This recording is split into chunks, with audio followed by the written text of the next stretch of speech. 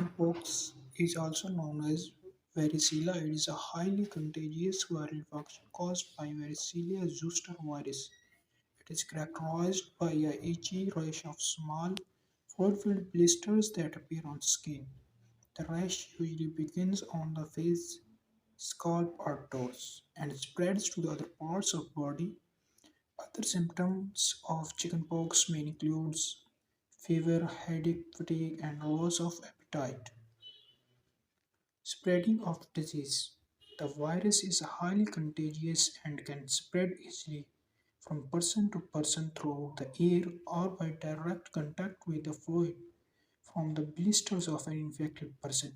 The virus can be spread through contact with objects such as clothing or bedding that have been contaminated with the virus. Treatment for chickenpox. The treatment of chickenpox typically involves relieving symptoms and preventing complications. Over-the-counter pain relievers such as ibuprofen or acetaminophen can be used to reduce fever and relieve pain. Calamine lotion or baking soda baths can also be used to soothing the itching. Antihistamines may also be used to relieve itching. Severe cases. In severe cases, antiviral medications such as acyclovir can be prescribed to shorten the duration of illness and reduce the risk of complications.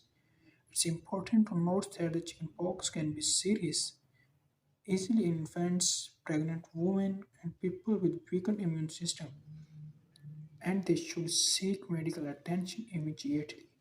Vaccination is the best way to prevent chickenpox. The varicella vaccine is highly effective in preventing chickenpox and its complications. Interim injection. A person who has never had chickenpox can be infected by coming into close contact with someone who is infected, such as a family member or a playmate.